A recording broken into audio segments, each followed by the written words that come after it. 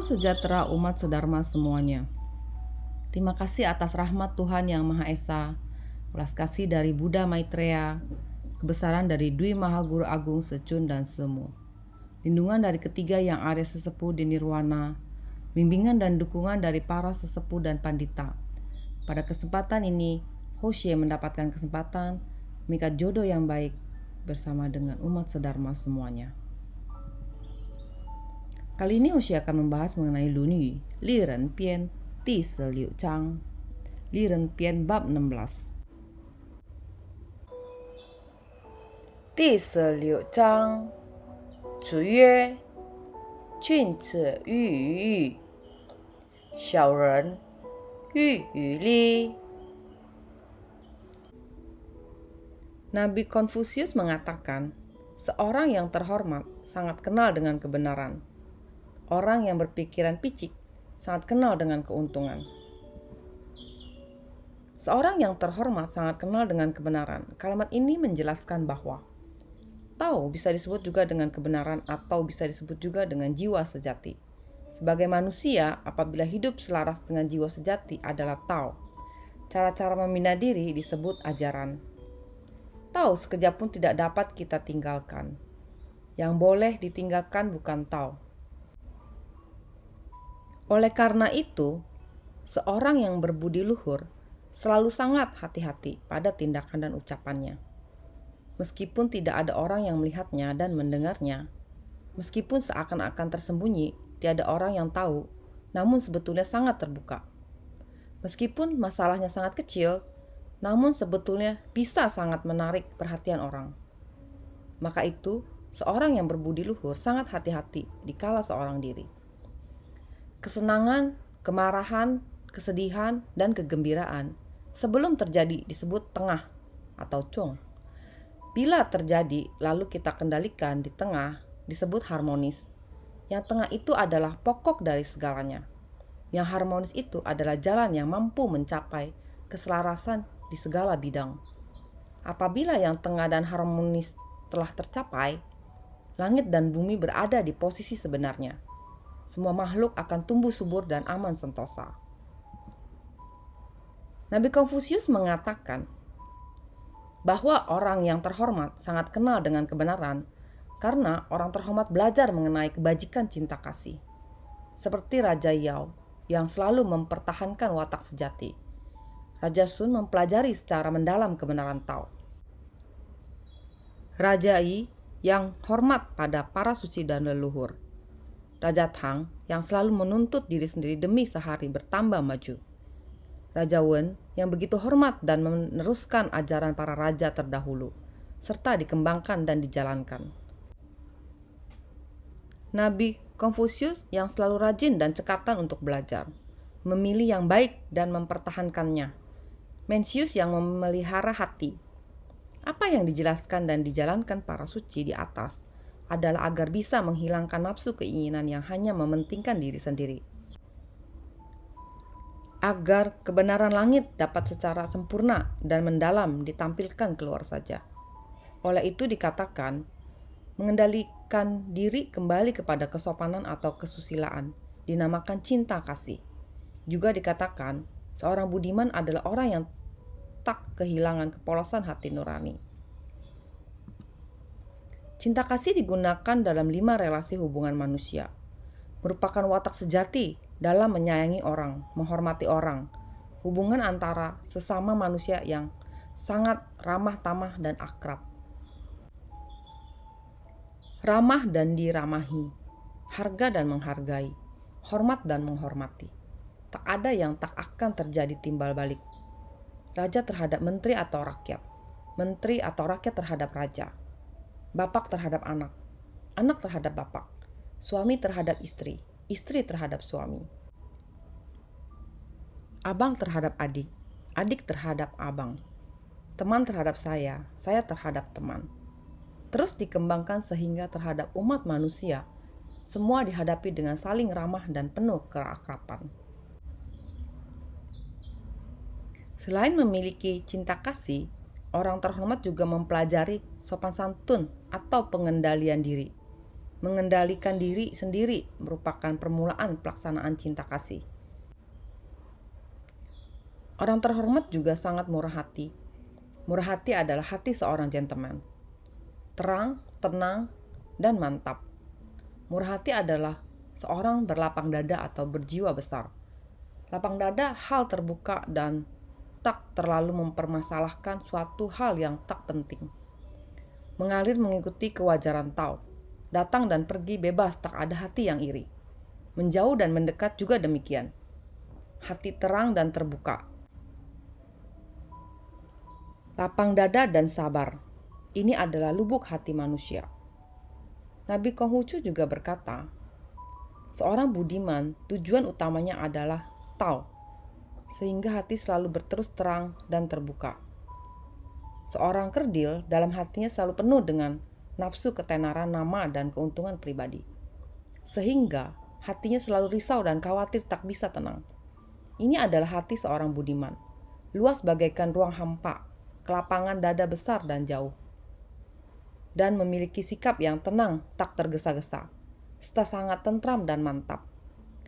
Seorang budiman atau terhormat itu pemaaf dan berbakti. Di sini Hoshi akan bercerita mengenai Nabi Mengzi. Mencius atau Mengzi lahir seabad setelah Konfusius meninggal, pada periode yang dikenal sebagai periode negara-negara berperang dalam sejarah China. Sebuah zaman yang ditandai dengan kekacauan sosial, instabilitas politik, dan perang yang tidak berkesudahan. Mencius percaya bahwa raja memerintah atas mandat dari surga. Mandat seperti itu tidak diberikan selamanya. Jika raja kehilangan kualitas moral dan menyalahgunakan kekuasaannya, mandat itu akan dicabut darinya. Ketika beliau mengabdi sebagai menteri di negara Qi, beliau mencoba dengan keras mempengaruhi raja untuk menggunakan idenya dalam pemerintahan. Rakyat harus mempunyai pekerjaan yang tetap dan tempat tinggal yang layak untuk hidup. Mencius menasihati raja. Ketika stabilitas kehidupan tidak ada, mereka akan tergoda untuk berbuat jahat. Jika Anda menunggu sampai mereka tergoda untuk berbuat jahat dan menghukum mereka, itu seperti menjebak mereka ke dalam perangkap. Seorang penguasa yang mendapatkan mandat tidak pernah menjebak rakyatnya. Dia akan memastikan bahwa mereka mempunyai pekerjaan yang tetap dan tempat tinggal yang layak untuk menunjang keluarganya, sehingga mereka dapat hidup dengan baik di masa-masa yang baik maupun masa-masa yang sulit. Saat itulah Anda dapat mendorong mereka menjadi baik dan jujur. Tetapi sampai hari ini, rakyat tidak memiliki harta yang cukup untuk menopang keluarga atau orang tua mereka di bawah peraturan Anda. Pada masa yang baik, mereka harus bekerja keras sepanjang tahun. Pada masa sulit, mereka berjuang hanya untuk dapat bertahan hidup. Untuk mengembangkan tingkah laku yang benar dan jujur, Anda harus memperbaiki kebajikan dan mengubahnya dari dasar. Namun raja hanya tertarik pada kekuasaan dan kekayaan, tidak mau mendengarkan Mencius. Maka Mencius berpikir untuk mengundurkan diri dari posisinya, tetapi khawatir akan kesejahteraan ibunya yang sudah tua. Pada suatu hari, Ibu Meng mendengarnya menghela napas dan bertanya alasannya. Saya mendengar bahwa seorang pria sejati mengamati kemampuannya sendiri sebelum duduk di posisi tertentu. Dia tidak berlayar di bawah warna yang salah untuk mendapatkan keuntungan pribadi. Dia tidak hanya membual atau menjadi tamak. Untuk bertahan di dalam kerajaan di mana prinsipnya tidak didengar adalah hal yang memalukan. Dia tidak akan mengabdi kepada raja yang menolak untuk mendengarnya. Sekarang raja dari negara Qi tidak mau menerima nasihatku. Saya ingin mengundurkan diri dan pergi ke tempat lain. Tetapi saya khawatir ibu sudah bertambah tua. Lakukanlah yang benar. Jangan mengkhawatirkan saya, kata Ibu Meng. Kamu memiliki prinsip yang harus diikuti seperti saya memiliki tugas yang harus dilakukan. Maka Mengce atau Mencius mengundurkan diri. Beliau bepergian dari satu negara ke negara lain, mencoba untuk menemukan penguasa yang menerapkan ide Konfusius. Tetapi semuanya gagal. Pada akhirnya, beliau memutuskan untuk mengabdikan dirinya untuk mengajar, mengikuti jejak Konfusius. Mengce dihargai sebagai orang bijak kedua oleh orang China. Yang berikutnya adalah orang yang berpikiran picik sangat kenal dengan keuntungan. Pada saat ini yang bertepatan dengan akhir zaman periode ketiga, hati manusia tidak seperti sedia kala. Tradisi masyarakat makin mundur, ditambah dengan datangnya budaya dari dunia barat dan Eropa yang lebih menjunjung ilmu pengetahuan. Sehingga etika dan moralitas jadi terpuruk. Ajaran orang suci terbengkalai. Hawa sadis yang kontradiktif dan abnormal menyebar kemana-mana. Yang membangkang dan yang rusuh saling mendekat. Bencana dan yang aneh-aneh bermunculan di mana-mana. Lambat laun terjadilah musibah maha dahsyat yang belum pernah ada sebelumnya. Ini merupakan petaka yang paling besar pada saat ini. Jadi, apa yang dikatakan oleh pendahulu bahwa malapetaka itu terjadi karena perbuatan manusia sendiri yang sesuai dengan prinsip alam, sungguh bukanlah bohong. Sedangkan kebanyakan orang hanya mementingkan bentuk dan keuntungan sendiri. Di sini Hoshi akan bercerita mengenai ketamakan dari seseorang.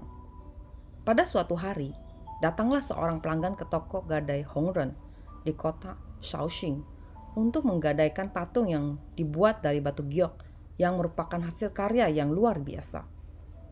Pelanggan itu mengatakan bahwa patung tersebut adalah barang bersejarah dari dinasti Han, sekitar 2000 tahun yang lampau.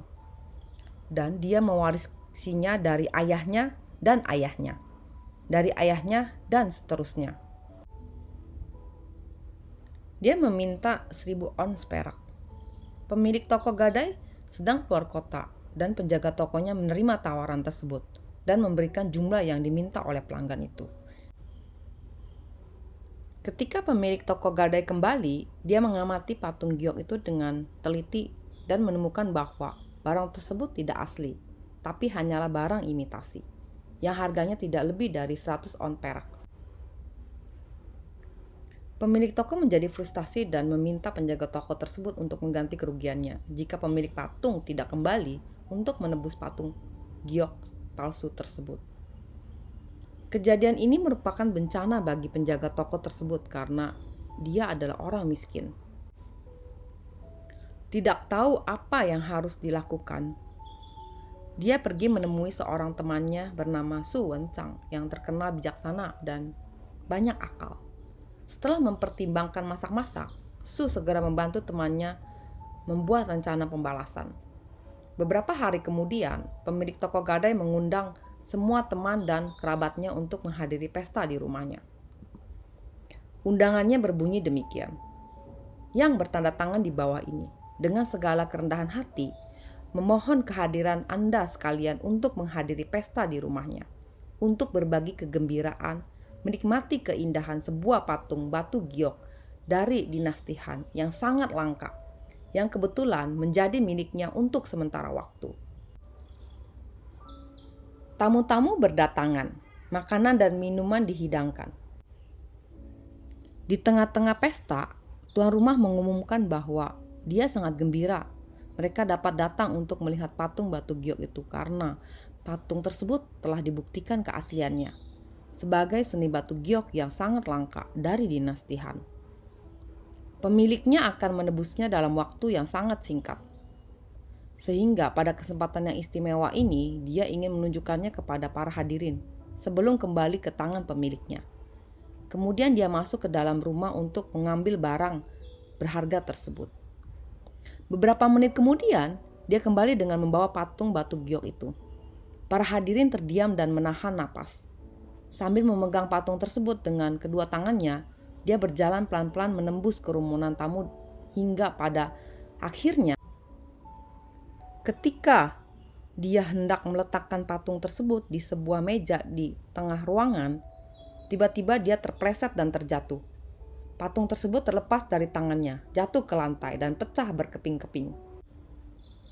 Oh, semua yang hadir terperangah melihat bencana tersebut. Pemilik toko gadai sangat terkejut dan menjadi pucat. Dia meminta bantuan pelayannya untuk membawanya ke tempat tidur karena dia merasa sangat sakit. Para tamu dipersilakan pulang. Mereka kecewa dan merasa kasihan kepada tuan rumah itu. Keesokan harinya, kejadian di dalam pesta menjadi bahan pembicaraan di kota itu. Beberapa hari kemudian, orang yang menggadaikan patung batu giok tersebut datang ke toko gadai Hongren, meletakkan 1.000 on perak di kasir dan mengatakan bahwa dia ingin menebus patungnya. Penjaga toko itu menghitung perak tersebut tanpa mengucapkan sepatah kata pun. Masuk ke dalam dan keluar dengan membawa patung batu giok milik si pelanggan. Orang tersebut tertegun. Dia mengamati patung itu tanpa bisa mengucapkan sepatah kata pun. Tidak salah, itu adalah patung batu giok palsu miliknya. Masih utuh dan tidak pecah. Mukanya menjadi pucat. Dengan terpaksa dia mengambil kembali barang gadaiannya. Dia tidak mengetahui bahwa patung yang pecah itu adalah barang palsu juga. Barang palsu yang dibuat dari patungnya yang juga palsu. Semua itu adalah ide Su Wenchang agar pemilik toko gadai menyelenggarakan pesta untuk memamerkan patung tersebut dan memecahkannya di hadapan para tamu yang pasti akan menyebarkan kejadian tersebut. Ketika penipu mendengar berita tersebut, dia langsung datang ke toko gadai untuk menebus barangnya. Dan berpikir bahwa dia tidak hanya dapat menyimpan 1.000 on peraknya, tapi juga bisa memeras pemilik toko gadai untuk memberinya uang tambahan sebagai kompensasi atas batu giok Han tersebut. Dari cerita ini kita belajar bahwa orang yang menggunakan hal yang tidak baik untuk kepentingan pribadinya, maka ia akan mendapatkan balasan tidak baik pula. Murnilah orang yang tidak mencari kekuasaan dan kekayaan. Lebih murni lagi orang yang punya kekuasaan dan kekayaan tetapi tidak korupsi. Mulialah orang yang tidak tahu bagaimana cara memainkan siasat. Lebih mulia lagi orang yang mengerti siasat tetapi menolak untuk menggunakannya. Ajaran Konfusius berpusat di kesempurnaan manusia atau kebaikan hati.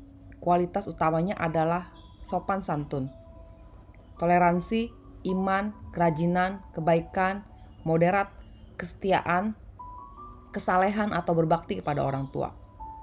Konfusius yakin bahwa elemen-elemen ini dapat diperoleh melalui pendidikan dan pengembangan diri.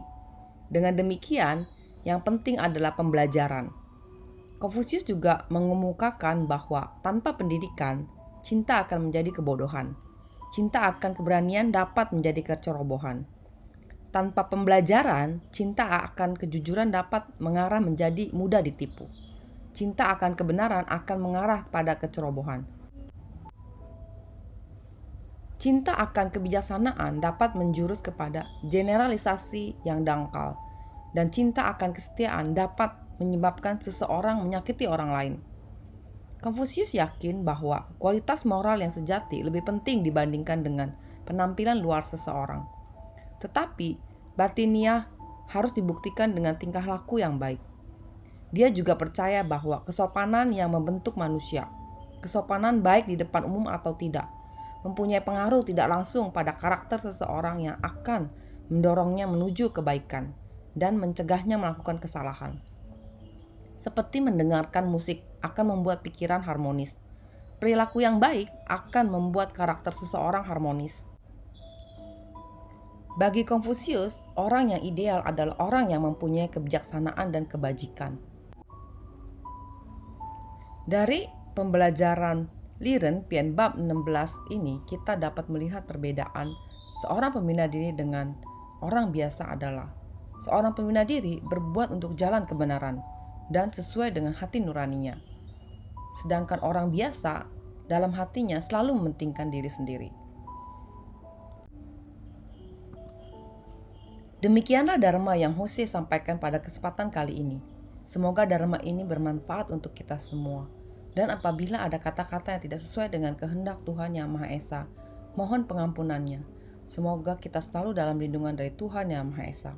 Semoga kita dihindari dari mara bahaya dan semoga semua makhluk berbahagia. Terima kasih.